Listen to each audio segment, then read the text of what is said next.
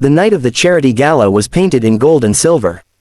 Chandeliers dripped with light, gowns shimmered like flowing water, and the air buzzed with polite laughter. Waiters carried trays of champagne, weaving around men in tuxedos and women draped in jewels.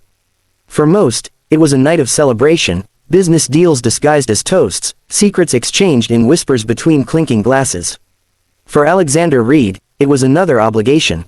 Another night where he wore the mask of perfection, the ruthless CEO, the untouchable king of glass towers and million-dollar contracts. He stood near the center of the hall, tailored black suit sculpted to his frame, a glass of scotch in hand. People orbited him, cautious yet eager for his attention. He barely listened, nodding now and then, his mind elsewhere. 6 months. It had been 6 months since Olivia walked out of his life, leaving behind silence where her laughter once lingered. 6 months since the divorce papers were signed in a sterile office, her hand steady while his pen felt like lead. He had buried himself in work, telling himself it didn't matter.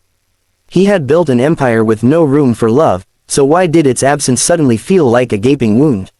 He raised the glass to his lips when the ballroom doors opened. And the world stopped. Olivia entered with a grace that silenced his breath. She wore a simple midnight blue gown, not the elaborate designer pieces of their married life, yet she looked more radiant than he had ever seen her. Her hair framed her face in soft waves, and her eyes, God, those eyes, carried a quiet strength that hadn't been there before. The crowd seemed to part for her unconsciously, as though her presence commanded space without effort. But it wasn't just her. In her arms, she carried something, someone.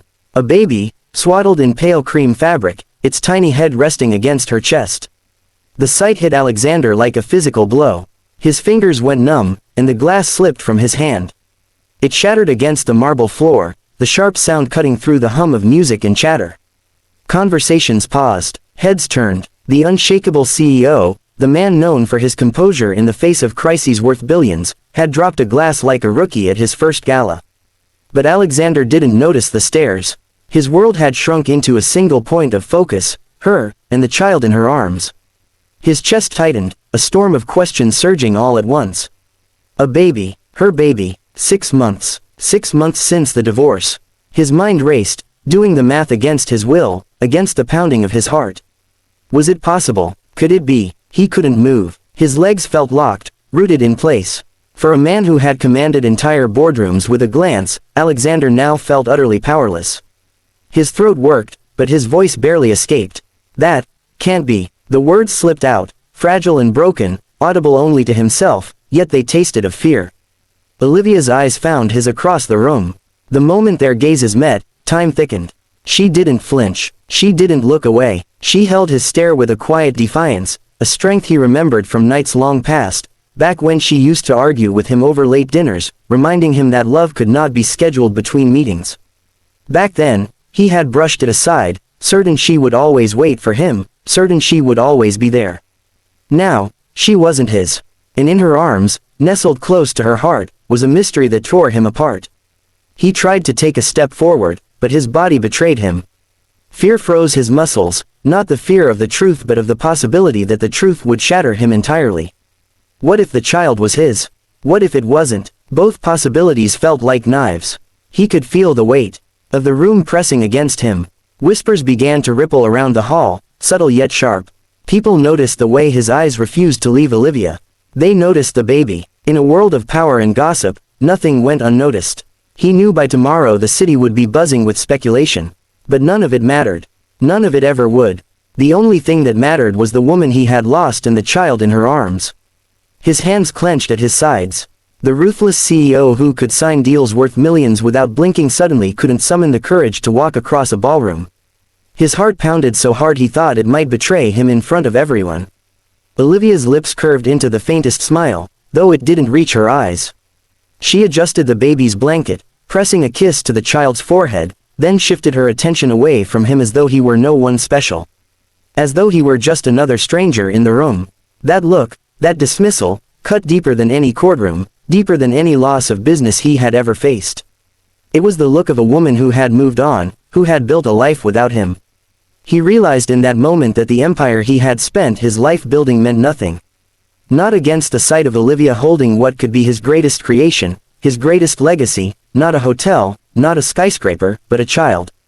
Alexander's breath shook as he finally forced himself to move. Each step felt heavier than the last. The crowd melted away into shadows and murmurs.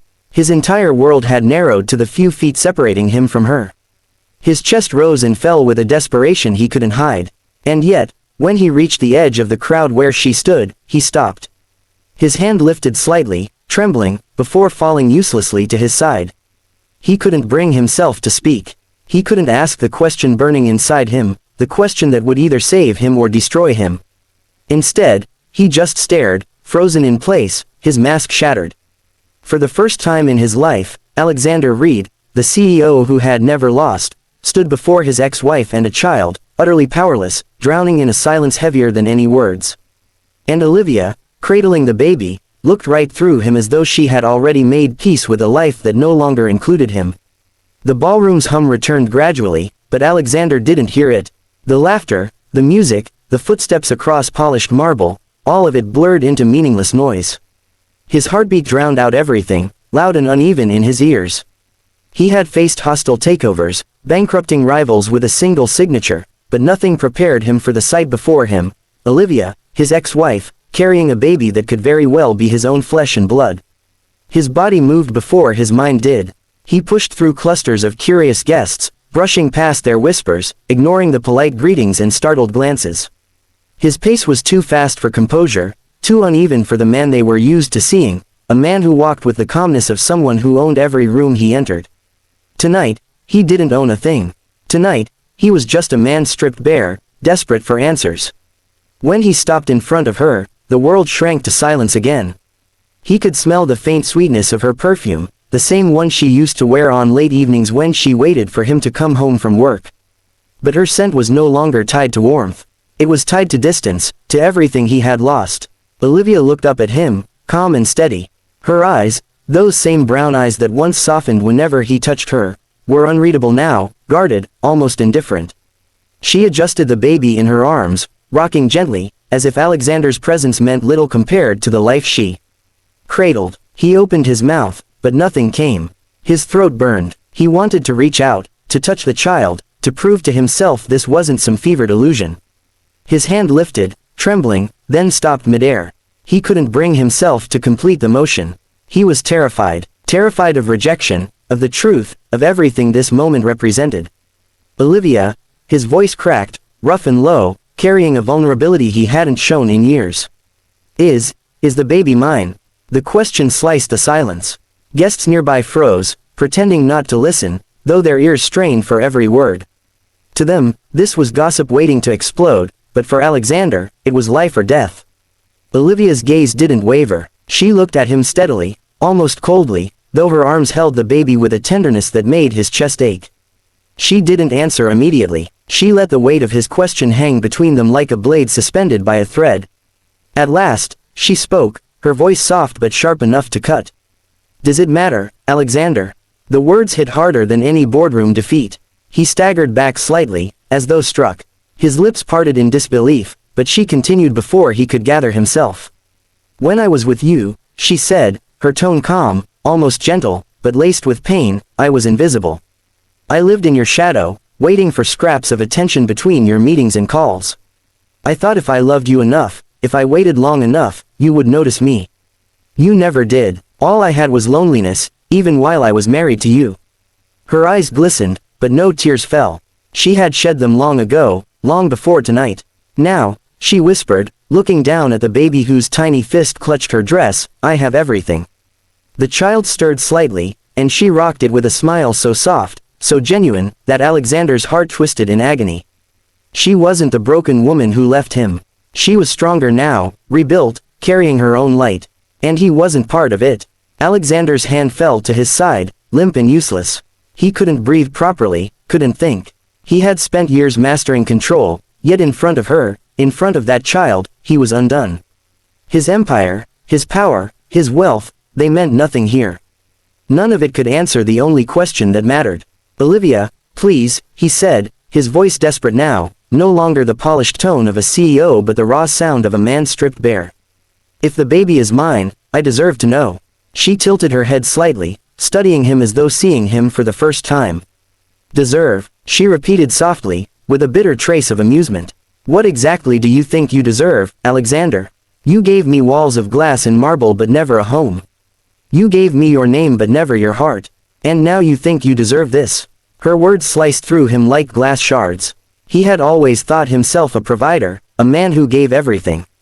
But she was right, he had given her wealth, status, and luxury, but never himself. Not truly. The baby let out a small cry, breaking the heavy silence. Olivia swayed gently, whispering soft words that soothed the child instantly. Watching her, Alexander felt something break inside him. Regret, sharp and merciless, tore through his chest. This was what he had missed. This was what he had thrown away, not just her love, but the chance at a family, at a life beyond business. He reached for her again, his voice raw. Tell me what I can do. Tell me how to fix this. For the first time, her expression softened, but it wasn't forgiveness. It was pity. You can't fix it, she said quietly. Some things can't be bought, negotiated, or rebuilt. You had your chance, Alexander. I begged you to see me. You didn't. And now, it's too late. Her words landed with the finality of a slammed door. He felt it in his bones, that this wasn't a negotiation he could win, not with money, not with power, not with charm. The baby nestled closer against her chest, its tiny hand brushing her collarbone. She smiled down at it, a smile that carried everything she had ever wanted, everything he had failed to give. And Alexander, the man who once believed himself invincible, stood there with nothing. He had frozen when he first saw her, but now he understood, it wasn't just shock that held him still. It was the realization that the life he had always dismissed, the life he had taken for granted, had slipped away forever.